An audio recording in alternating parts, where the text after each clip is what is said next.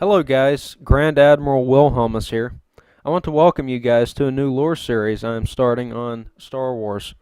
I'm going to start out talking about some of the most important locations of the Star Wars universe.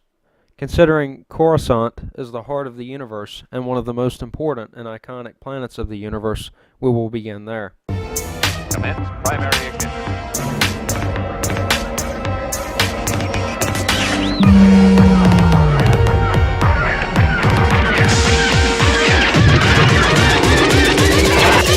I have you now.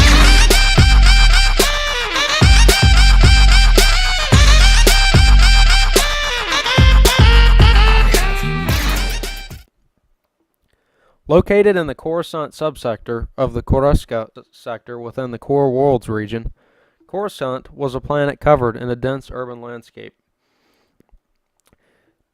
12,240 kilometers in diameter, Coruscant orbited relatively far from its small sun, varying from 207 to 251 million kilometers, and thus did not have a climate that suited any one particular species, although this inconvenience was rectified by technological means and the vast heat generated by the multi-level cityscape.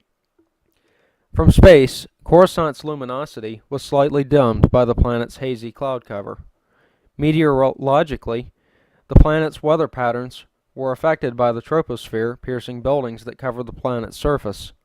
Inside the tallest buildings, enormous differences of temperature and air pressure from top to bottom produced unusual and unpredictable microclimates.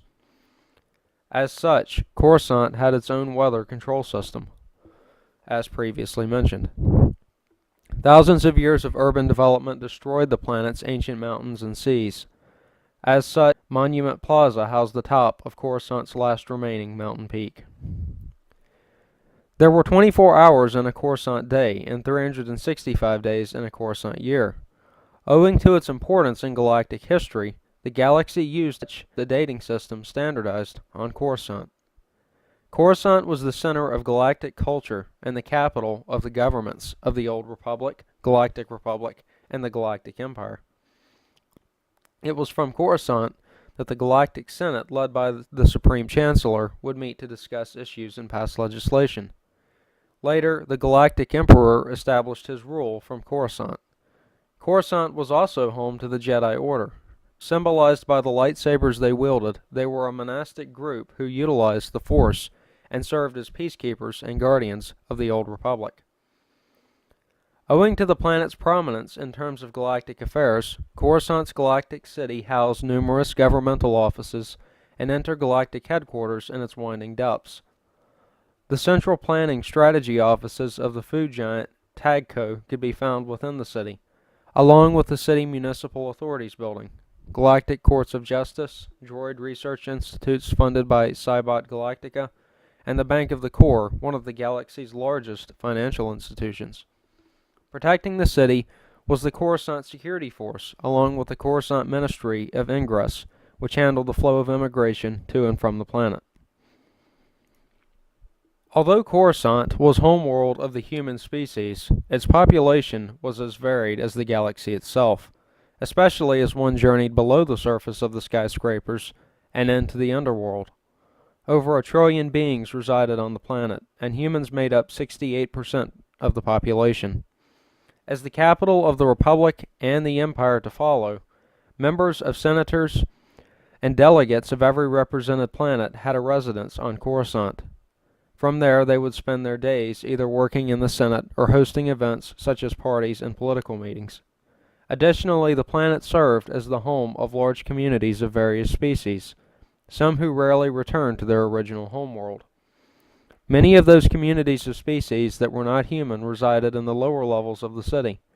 With the formation of the Galactic Empire, even those humans whose home planet had fallen out of favor with the Imperial government, such as Alderaan, were forced into enclaves in the underworld. On the surface levels of Coruscant, skyscrapers served as homes and businesses for the wealthy, powerful, and politically connected. They were ferried by private speeder or an air taxi from one tower to the next, or to various theaters, clubs, operas, and other entertainment areas of Coruscant. Some journeyed to the surface street levels or Coruscant surface parks to conduct clandestine meetings, or to mingle in the crowds of people that streamed through the walkways of the residential and commercial areas.